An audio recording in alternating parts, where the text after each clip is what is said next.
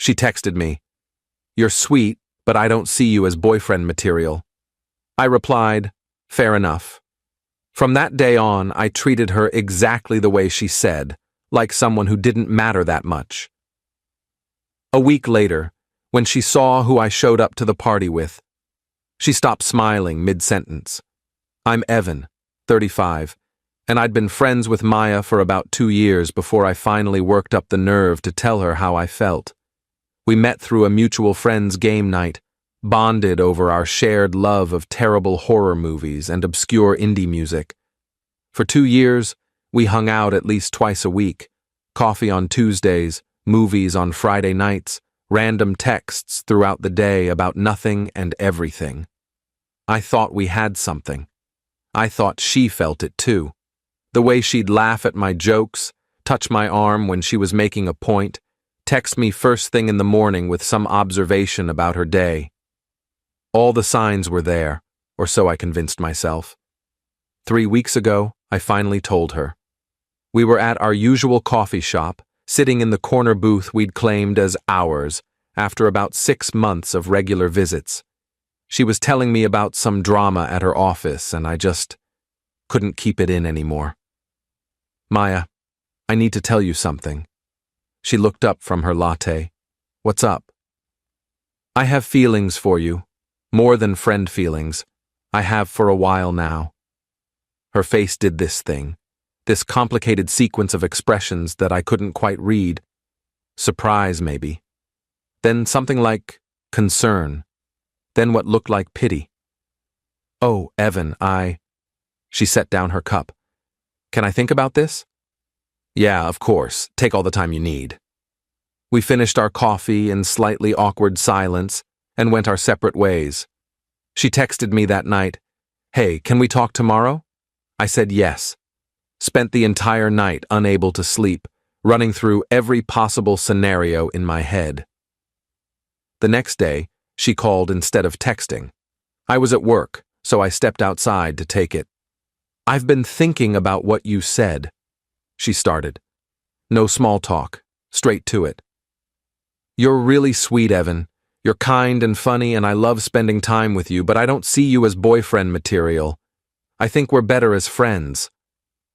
The words hit me like cold water. "Okay. Can I ask why?" "I don't know. There's just no spark? Like, you're great, but not in that way. You know what I mean?" "Not really, but okay. I hope this doesn't make things weird between us. I really value our friendship." "It won't make things weird," I lied. "I appreciate you being honest." We hung up. I went back inside and tried to focus on work. Failed completely. Went home early, sat on my couch, and just processed. That evening, she texted me, "You're sweet, but I don't see you as boyfriend material." It was like she needed to say it again, in writing, to make sure I got the message. I stared at that text for a long time. Then I replied, "Fair enough." And something shifted in me. Not anger exactly, more like clarity. She didn't see me as boyfriend material. Fine. Then I'd stop treating her like she was girlfriend material. From that day on, everything changed. She texted me Tuesday morning with her usual, "Coffee later?" I replied, "Can't today. Busy." She called Thursday asking if I wanted to catch the new horror movie Friday night. "I've got plans. Maybe another time." She sent me a funny meme Sunday afternoon. I liked it. Didn't comment. By the end of the week, she'd sent me 3 "Is everything okay?" messages. I responded to 1. "Yeah, just busy." The truth was, I wasn't busy. I was just done. Done investing emotional energy in someone who saw me as sweet, but not enough done being available whenever she wanted company. Done being the friend she kept around for attention while making it clear I'd never be more. Update 1. The following Tuesday, Maya called me. I was at the gym, actually at the gym this time, having decided to do something productive with all the free time I suddenly had. So I let it go to voicemail. She left a message. "Hey, it's me. I feel like you're avoiding me. Can we talk? I miss hanging out. Call me back." I didn't call back. I texted an hour later, not avoiding, Just been busy. Hope you're good. She responded immediately, can we at least grab coffee? I feel like things are weird since our conversation. Things aren't weird. I'm just giving you space. I don't want space. I want my friend back. I'm still your friend. Just a friend who isn't as available. That's fair, right? She didn't respond to that. I went home, made dinner, watched TV, felt surprisingly okay about it all. That Thursday, I got invited to a party by someone I'd met at the gym. Her name was Cassie. She was a personal trainer at the facility, and we'd struck up a conversation after she'd corrected my form on deadlifts. She was direct, funny, didn't play games. When she asked if I wanted to grab a drink, I said yes. When she invited me to a party that Saturday, I said yes again Friday afternoon. Maya texted, "There's a party tomorrow at Mark's place. You going?" Mark was our mutual friend, the one who'd introduced us. I hadn't heard about any party. "Yeah, I'm going." "Oh, good. We can ride together like usual?" "Actually, I'm bringing someone." "Who?" "A friend." She sent 3 messages after that asking who, saying she didn't know I was seeing someone, asking why I hadn't mentioned it. I didn't respond. Let her wonder. Saturday night arrived. Cassie picked me up at 7. She'd offered to drive since she knew where Mark's place was. She looked great, dressed casual but put together in jeans and a leather jacket. We'd hung out twice since the gym, just coffee and conversation. And I liked her. She was easy to be around. No guessing games, no mixed signals. "So who's going to be at this party?" she asked as we drove. "Bunch of people from a game night group I used to attend. The host is Mark, good guy. His girlfriend Hannah is cool too." "And this friend you mentioned? The one you've been friends with for 2 years?" I told Cassie about Maya.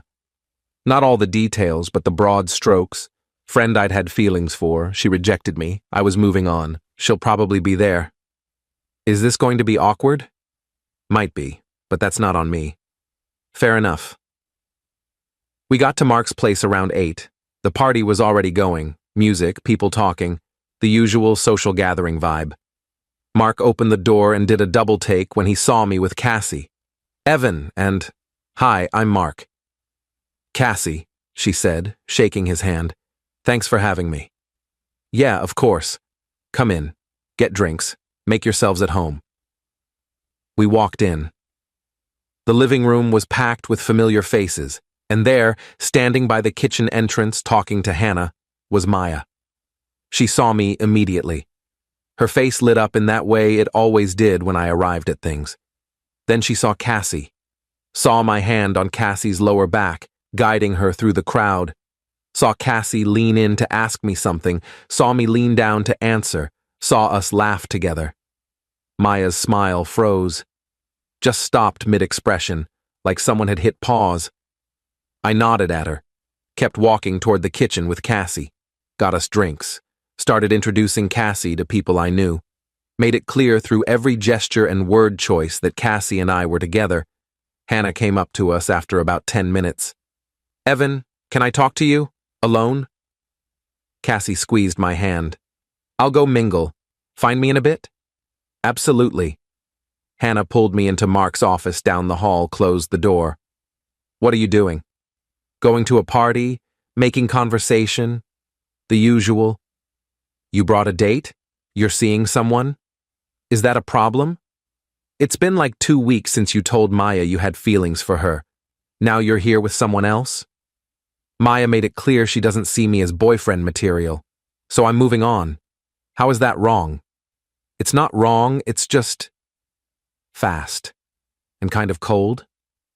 Cold would be showing up alone and moping in the corner. I'm showing up with someone who actually wants to spend time with me. That's called having self-respect. Hannah sighed. Maya's really upset. That's not my problem. She made her choice. I'm making mine. She thought you guys would still be friends. We are still friends, I'm just not the kind of friend who's available whenever she needs attention, while making it clear I'll never be more than that. If she wants a friend like that, there are plenty of other people here. Evan, come on, don't be like this. Like what? Like someone who values himself? Like someone who stops pining after a woman who doesn't want him? Hannah, I spent 2 years hoping Maya would see me differently. She made it clear she doesn't. So I'm done hoping. What exactly am I doing wrong here? She didn't have an answer to that. I left the office and found Cassie talking to Mark about travel. Apparently, they'd both been to Iceland. The rest of the party, I stayed close to Cassie, not in an over-the-top way, just naturally gravitating to her because I enjoyed her company. We talked to people, laughed at stories, had a genuinely good time. Maya tried to approach me twice. Both times I was mid-conversation with someone else and didn't break away to talk to her. Not rudely. I'd nod, acknowledge her, then turn back to whoever I was talking to. The message was clear. You're not the priority anymore. Update 2. Sunday morning, I woke up to 17 text messages from Maya. They'd started around midnight and continued until 3 a.m. I read them over coffee. We need to talk. You brought a date? After everything we talked about? I thought we were friends. You're really just moving on like that? This is so unfair. You made me feel like an idiot.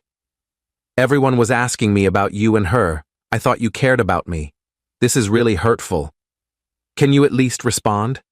Fine. Ignore me. I can't believe you'd do this.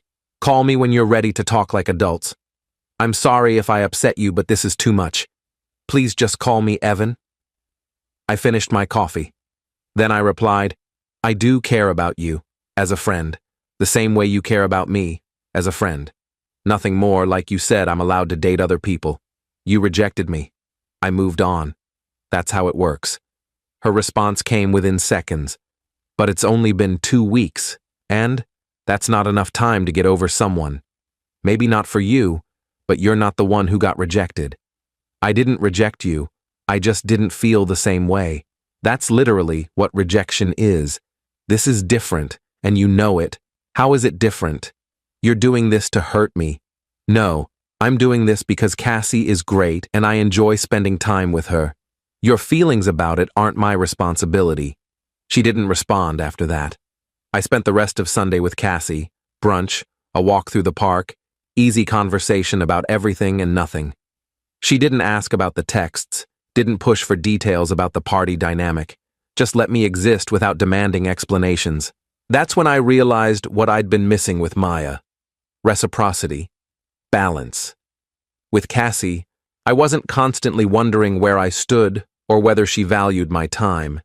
She made it clear through her actions. Maya made it clear through her words that I wasn't enough, then expected me to still be available for all the benefits of a relationship without any of the commitment Monday. Mark called me. Hey man, we need to talk about Saturday. What about it? Maya's really upset. She's been texting Hannah nonstop about you and Cassie. Okay, what do you want me to do about that? Maybe ease up a little? Give her some time to adjust? Adjust to what? Me having a life that doesn't revolve around her? No. Adjust to you dating someone new 2 weeks after confessing you had feelings for her. Mark, serious question. When someone rejects you, how long are you supposed to wait before moving on? I don't know, man. More than 2 weeks? Says who? She made it clear she doesn't want me. Why would I sit around hoping she changes her mind? Because you guys are friends. Because she cares about you. She cares about having me available when she needs attention. That's not the same as caring about me. That's harsh. Maybe. But it's also true. For 2 years, I was there whenever she needed me. Coffee dates, movie nights, emotional support, all of it. And the second I asked for more, she shut me down. Fair enough. But she doesn't get to keep all the benefits of having me around while making it clear I'm not good enough. So you're just done with the friendship? No. I'm done being the friend who's always available. If she wants to hang out in group settings, cool. If she wants to text about random stuff occasionally, fine. But the twice-weekly coffee dates, the constant texting, the emotional intimacy, that's over. She said she doesn't see me as boyfriend material. I'm treating her like she's not girlfriend material. Fair is fair. Mark was quiet for a moment. I get it, man. I do. I just feel bad for her. Don't. She made a choice. Choices have consequences. Update 3. 2 weeks after the party, Maya and I ran into each other at the coffee shop. Our coffee shop, the one we'd been going to for 2 years, I was there with Cassie, showing her the spot I'd told her about. Maya was sitting in our usual booth. When she saw us walk in, her face did that frozen thing again Cassie noticed. "Is that her?" she whispered. "Yeah." "Want to leave?" "No, I come here all the time. I'm not avoiding places because she might be there." We ordered our drinks and sat at a different table. I could feel Maya watching us the entire time. Cassie and I talked about her work. She was dealing with a difficult client who wanted personal training results without putting in the effort. I made some joke about wanting abs without doing crunches. She laughed. It was easy and natural, and nothing like the constant tension I'd felt with Maya those last few months. After about 20 minutes, Maya walked over to our table. "Evan, can we talk? Outside? I'm kind of in the middle of something. Please, just 5 minutes." Cassie touched my arm. "It's okay. I'll be here." I followed Maya outside. She walked a few steps away from the entrance before turning to face me. "Is this really how it's going to be? You dating someone new and acting like our friendship never existed?" "Our friendship exists. It just looks different now." "Different how? We never talk. You don't respond to my texts. You avoid me at group things." "I respond to your texts, just not immediately. And I don't avoid you, I just don't prioritize you anymore." "Why not?" "Because you made it clear I wasn't a priority to you." "That's not fair. I said I wanted to be friends." "Right, friends, which means we're equals. Which means I'm not required to drop everything to be available for you. Which means you don't get to be upset when I spend my time with someone who actually wants me. Cassie doesn't know you like I do. Maybe not. But she knows me enough to want to be with me. That's more than you did. I care about you. You care about having me around. There's a difference." She started crying. "This is so unfair. I didn't do anything wrong. I was honest with you about my feelings." "You were. And I'm being honest now. You're not boyfriend material either. You're friend material, the kind of friend I see occasionally in group settings and have pleasant but surface-level interactions with. Not the kind I invest serious time and emotional energy into. You're being cruel. I'm being honest. You said you valued honesty. Not like this. Then how? How should I have handled being rejected? Stuck around hoping you'd change your mind? Kept being available whenever you needed me while you dated other people? That's not self-respect, Maya. That's self-destruction. I never dated anyone while we were friends. Not yet. But you would have. And you would have expected me to be supportive and happy for you while watching you with someone else. That's not fair to ask of someone who has feelings for you." She wiped her eyes. "I didn't know it would hurt this much to lose you." "Then maybe you should have thought about that before rejecting me." "So this is punishment? You're punishing me for not feeling the same way?" "No. This is me moving on. There's a difference. You're not the main character in my story anymore. That's not punishment. That's just life." I went back inside. Cassie looked up from her phone. "Everything okay?" "Yeah, everything's fine." And it was. For the first time in months, it actually was. Final update. It's been 2 months since the party. Cassie and I are still seeing each other. Nothing official yet, but we're taking it slow, and I'm okay with that. She's introduced me to her friends. I've introduced her to mine, except the game night group, which I've been attending less frequently. She's thoughtful, direct, doesn't play games. I like being around her. Maya and I haven't spoken since the coffee shop encounter. She stopped texting about a month ago. I saw on social media that she's dating someone now. Met him through work, apparently good for her. I mean that genuinely. Mark told me last week that Maya had asked him if I was still mad at her. He told her I wasn't mad, just moved on. She apparently said that felt worse somehow. I get it. Being rejected hurts. But being strung along hurts more. And that's what I was.